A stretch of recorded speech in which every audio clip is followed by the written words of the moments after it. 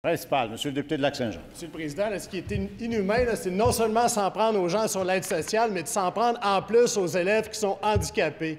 Juste à la commission scolaire de Laval, il y avait 82 élèves qui avaient le droit à des services et que soudainement, du jour au lendemain, on rejette les services auxquels ils avaient droit. J'ai posé la question au ministre, Monsieur le Président, souvenez-vous, le ministre il dit « Non, rien de nouveau, pas de nouvelles là-dedans ». Mais le ministre a oublié de dire quelque chose aux membres de cette Chambre, Monsieur le Président. Là. Il a oublié de dire que les problèmes sont survenus depuis qu'ils ont tout centralisé à Québec, là. Mais surtout, il a oublié de citer un document interne de son propre gouvernement, et je vais vous citer l'extrait, qui dit que la révision des modalités de financement des élèves handicapés permettrait de limiter la croissance des coûts. Alors là, Monsieur le ministre, vous avez l'occasion, allez-vous avoir l'honnêteté de dire aux membres de cette Assemblée que vous avez coupé dans les services offerts aux élèves en difficulté et que c'est une volonté de votre gouvernement?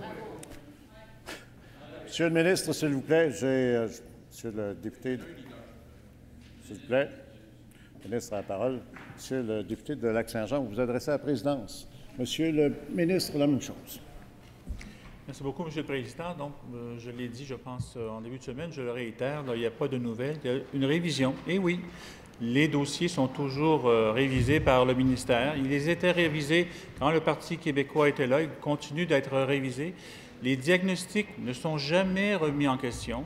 Ce qui est l'enjeu de cette révision-là, c'est de voir si le programme qui est proposé là, convient bien à la situation de l'enfant et aux normes que l'on s'est données.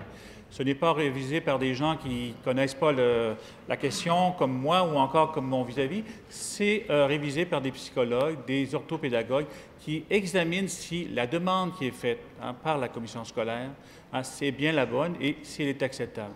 Et j'annonce à mon collègue que nous allons continuer à faire ces révisions-là. Elles se faisaient sous le Parti québécois, elles vont continuer. C'est une question de bonne gestion et d'avoir les bonnes approches cliniques avec nos jeunes. Première complémentaire, Monsieur le député de Lac-Saint-Jean. Monsieur le Président, pas de vous adresser à la présidence. Je vais parler à vous, là, Monsieur le Président. Le ministre a beau parler tranquillement, a beau prétendre qu'il n'y a aucun problème à régler, a beau sortir ses tableaux, mais la réalité, les faits, ils sont têtus, Monsieur le Président. Hier, la commission scolaire des Monts et Marais m'envoie un document. On démontre clairement là, que pendant les 5 dernières années, c'était à peu près du 1 pour 1. Tu envoyais ton dossier de diagnostic, puis ensuite, le ministère reconnaissant effectivement l'handicap de l'élève. Mais depuis que vous êtes là, depuis la dernière année, c'est 21 sur 4. Monsieur le ministre de l'Éducation. Je ne peux pas commenter aujourd'hui le cas particulier. Là, je l'examinerai avec plaisir. Je remercie mon collègue. Là, quand je présente les tableaux factuels que je présente, de ne pas ajouter un sac là, au nom de ces tableaux-là. Je lui en suis gré. Je le rappelle, hein, on est dans un processus administratif tout à fait normal. Hein. On doit réviser ces dossiers-là. Le but, ce n'est pas de faire des économies puisqu'on a exactement le même budget pour cette clientèle-là que l'an dernier, mais s'assurer que du point de vue clinique, tout d'abord, mais aussi du point de vue administratif, ce sont les bons plans d'intervention qui sont présentés par les commissions scolaires. Deuxième complémentaire, Monsieur le député de Lac-Saint-Jean. Monsieur le Président, est-ce que le ministre nie l'existence du document que j'ai cité? Est-ce qu'il nie la volonté de revoir le processus d'octroi des codes pour les élèves en difficulté? Est-ce que c'est un hasard que j'ai 5 commissions scolaires de 5 régions différentes qui me disent que depuis qu'on applique des nouveaux critères, on vient couper dans la reconnaissance des élèves en difficulté? Est-ce qu'il me dit finalement que tous ceux et celles qui nous écrivent jour après jour pour exprimer qu'ils ont perdu des services, tout ça n'existe pas? Sur quelle planète habite le ministre? Monsieur le ministre de l'Éducation. Sur la même que mon collègue, Monsieur le Président, je vous rassure, parce que je sais que ça vous inquiète.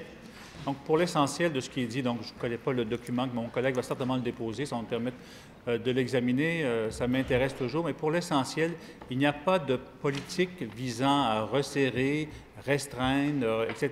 Mais il y a toujours la même politique, il y a toujours le même, il faut bien expliquer qu'il y a en ce moment déjà un programme que les commissions scolaires connaissent très bien, et ce programme définit les normes auxquelles ils peuvent souscrire pour avoir des éléments supplémentaires. Ce programme-là n'a aucunement été changé, à ma connaissance, je pourrais vérifier, mais aucunement été changé. On applique les mêmes normes que sous le Parti québécois, à ma connaissance.